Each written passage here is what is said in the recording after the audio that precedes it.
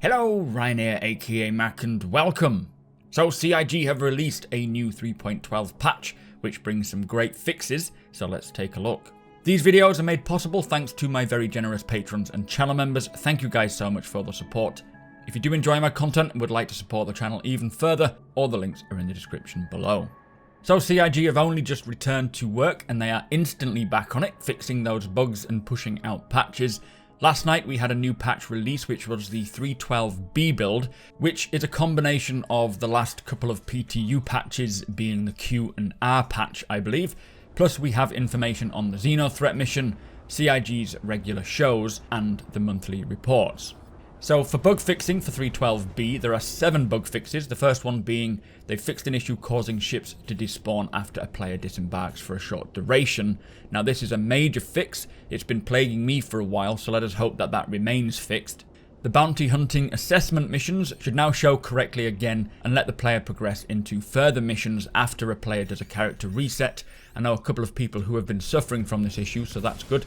After exiting quantum travel, the quantum travel HUD should no longer get stuck displaying while the quantum drive is cooling down. Now this I'm very happy about. Some of the quantum drives do take quite a while to cool down and you're basically just having to sit around and wait before you can do anything due to the HUD remaining on. So I'm glad that that was actually a bug and that it's fixed. Ground vehicles should no longer take intermittent damage during travel across the surface of low gravity moons. Players should now be able to activate mining consumables in the mole using the XenoThreat UI. So I assume this means that the XenoThreat UI is the only way right now to trigger those mining consumables in the Argo mole, as I think you were actually unable to use the consumables on the mole beforehand. I guess the key bindings for consumables just don't work, or maybe this is the only method for now, so hopefully they will resolve that later on as well.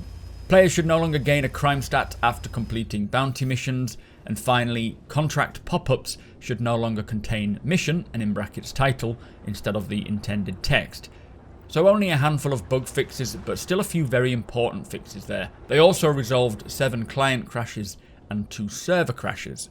They have listed 6 known issues that they are working on, which include selling commodities from your personal inventory causes a service error. Now there is a workaround for this, which is to make a commodity cargo box.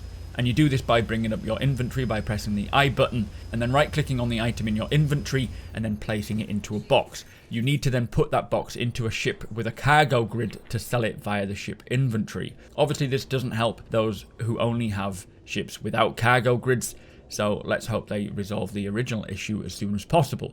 When logging into some commodity and refinery kiosks, they can display incorrect commodity information and prevent sales. Attempting to sell minerals in prison results in a processing screen and then a transaction failed message. Select CIU or crew space stations external elevators are missing. Specifically, it seems to be crew L1 and crew L5, so I would suggest maybe avoiding them. The shopkeepers at Live Fire Weapons and Garrity Defense are stood away from their desks. And being arrested with both utility slots occupied causes the player to respawn in prison with a broken multi-tool. I guess only have 1 utility slot in use for now, in case you wind up in the slammer. So there are some great fixes there, which hopefully remain fixed, especially that disappearing ship issue. I haven't had that bug for a little while, but it is always a concern when I'm exiting my ship. Now in regards to the XenoThreat mission, Tyler Witkin, the Director of Community at CIG, mentioned, with the team all back at work from the break, we're ironing out some of the issues we had and will keep us posted, so let us hope that we get that mission pretty soon. For other CIG shows like Inside Star Citizen and Star Citizen Live, they are still both on a hiatus and will return on January the 21st and 22nd, and the monthly reports for both Squadron and the PU, which hopefully when we do get them will include kind of a double report due to last month not having one.